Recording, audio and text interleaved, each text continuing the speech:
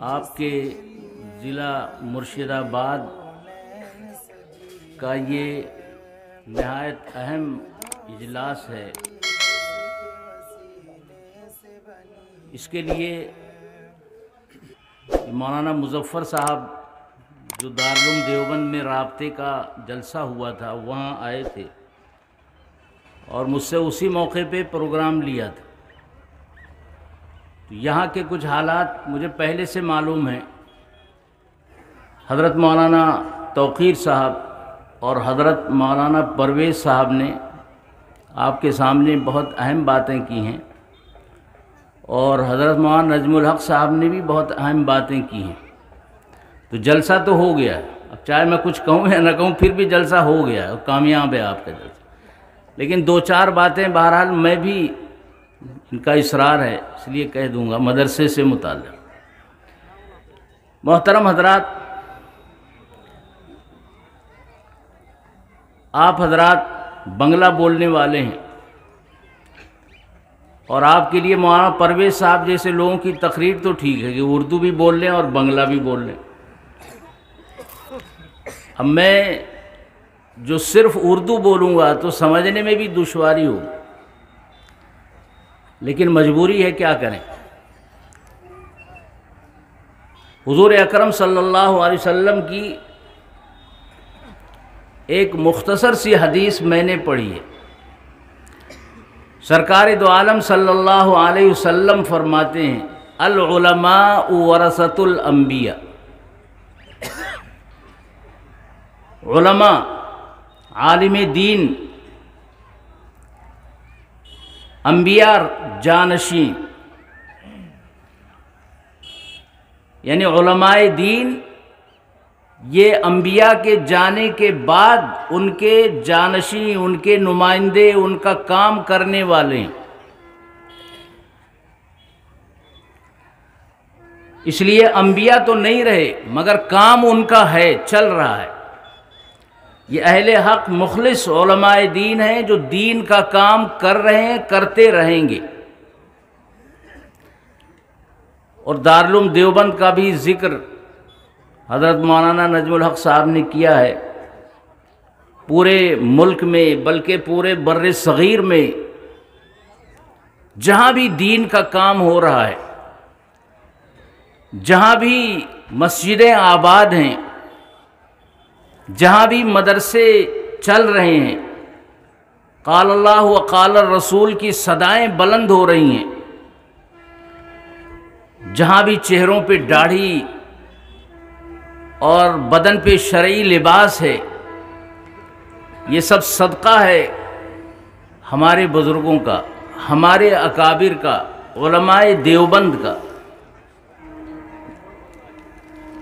یہ علماء کرام کی قربانیاں ہیں کہ ملک میں اسلام زندہ ہے، مسلمان موجود ہیں، دین پر عمل ہو رہا ہے، دین کا کام ہو رہا ہے، دین سے محبت رکھنے والے لوگ موجود ہیں۔ آپ حضرات کے سامنے پوری تاریخ ہے، اور مرشد آباد تو جنگ آزادی کی تاریخ شروع کرنے والا ہے۔ نواب سراج الدولہ نے سب سے پہلے انگریزوں سے یہاں لوہا لیا، مقابلہ کیا، اور ان کے انگریزوں کے گندے قدم کو روکنے کی کوشش کی، مگر غداروں کی غداری کی وجہ سے کوشش ان کی کامیاب نہیں ہوئی، مگر پہلی بنیاد انہوں نے ہی رکھی۔ ان کے بعد 1757 کی یہ جنگ آزادی، پھر سلطان ٹیپو علیہ الرحمہ کی جنگ آزادی ہے، پھر علماء دیوبند میدان میں آتے ہیں، انہوں نے اس سلسلے میں کوششیں کی ہیں، اور ہمارے علماء اور بزرگوں کی برکت سے یہ ملک آزاد ہوا۔ ہمارے علماء نے آزادی کی کوششیں اس وقت شروع کی جبکہ دوسرے لوگ خواب غفلت میں مست تھے، ان کو غلامی کا بھی احساس نہیں تھا، آزادی کی ضرورت کا بھی احساس نہیں تھا۔ تو دارالعلوم دیوبند کا یہ کارنامہ ہے۔ نبی پاک صلی اللہ علیہ وسلم نے یہ دین تعلیم کے ذریعے ہی پھیلایا ہے۔ قرآن کریم نازل ہوتا تھا تو سرکار دو عالم صلی اللہ علیہ وسلم قرآن کریم صحابہ کو پڑھ کے سناتے تھے۔ قرآن میں نبی پاک کا جو مشن بیان کیا گیا ہے، جو کام بیان کیا گیا ہے، وہ دو تین ہے۔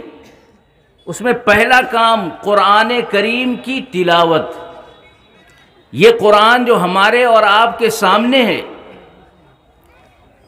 یہ 23 سال کے اندر نبی پاک صلی اللہ علیہ وسلم پر اترا۔ نبی پاک صلی اللہ علیہ وسلم یہ قرآن صحابہ کے سامنے پیش کرتے تھے، صحابہ اسے یاد کرتے تھے۔ پھر جب آپ ہجرت کر کے مدینہ منورہ تشریف لائے تو آپ نے مسجد نبوی کے اندر ایک مدرسہ قائم کیا جس کو صفہ کہا گیا۔ وہاں یہ صحابہ کرام بیٹھ کر دن رات پڑھتے تھے۔ نبی پاک صلی اللہ علیہ وسلم انہیں پڑھاتے تھے۔ تو وہ کام جو نبی پاک صلی اللہ علیہ وسلم نے خود کیا ہے وہ ہے قرآن کریم کی تعلیم۔ اور حدیث میں آپ نے فرمایا خیرکم من تعلم القرآن وعلمہ، تم میں سب سے بہتر وہ آدمی ہے جو قرآن کریم کی تعلیم دے، قرآن کریم سیکھے اور قرآن کریم سکھائے۔ تو تعلیم قرآن یہ نبی پاک کی پہلی ذمہ داری اور پہلا کام ہے۔ آج یہ ہماری بھی ذمہ داری بنتی ہے کہ ہم اپنے بچوں کو قرآن کریم کی تعلیم دیں، بچیوں کو قرآن کریم کی تعلیم دیں، بچوں اور بچیوں کو مدرسے اور مکتب میں داخل کر کے پڑھائیں۔ ہماری قوم کا کوئی فرد ایسا نہ رہ جائے جو قرآن کی تعلیم سے محروم۔ دوسرا کام تعلیم کتاب و حکمت، قرآن و حدیث کو سکھانا۔ قرآن میں کیا ہے؟ ارے اسے باہر بند کر لو یار، ہر کام جو ہے مولویوں کا ہر کام اسے کیوں چلا رکھا ہے؟ اسے بند کرو۔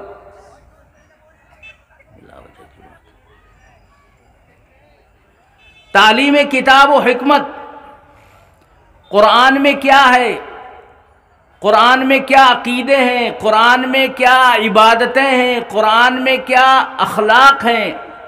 قرآن میں کیا معاشرت کا طریقہ بتایا گیا ہے؟ قرآن ہم سے کیا کہتا ہے؟ قرآن ہم سے کیا چاہتا ہے؟ قرآن ہمیں کیا پیغام دیتا ہے؟ نبی پاک صلی اللہ علیہ وسلم نے سب کو یہ بتایا۔ تیسرا کام ہے امت کی اصلاح۔ قرآن اور حدیث کی روشنی میں قرآن اور حدیث پر عمل کرا کے امت کی اصلاح کرنا، گندے عقائد، خراب عبادتیں، کفر اور شرک سے ان کو پاک کر کے اسلامی اخلاق، اسلامی معاشرت، اسلامی طرز زندگی، اسلامی معاملات، اسلامی لین دین لوگوں کو سکھانا۔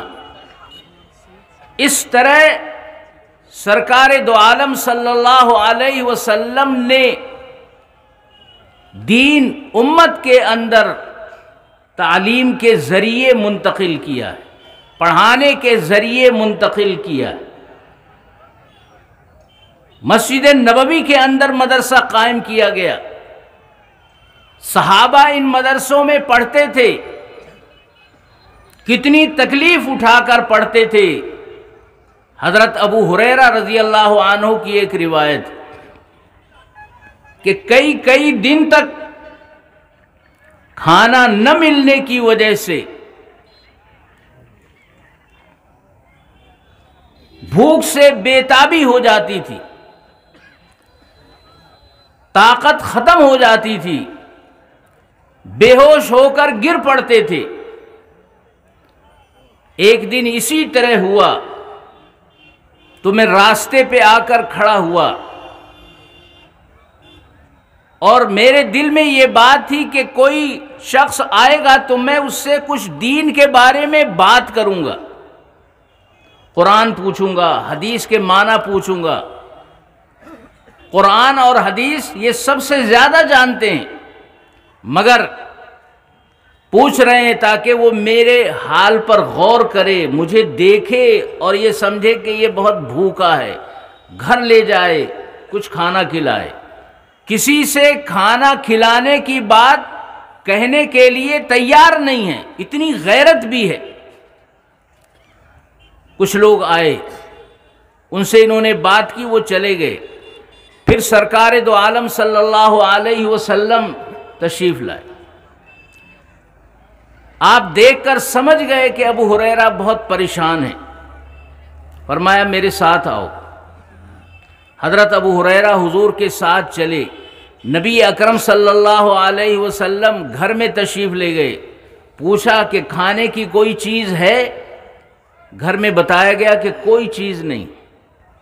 نبی پاک صلی اللہ علیہ وسلم ہیں، تمام نبیوں کے سردار ہیں، اللہ تبارک و تعالیٰ کے محبوب اور چہیتے اور برگزیدہ نبی ہیں، مگر آپ کے گھر کا حال یہ ہے کہ کھانے کی کوئی چیز نہیں ہے، اور کئی دن تک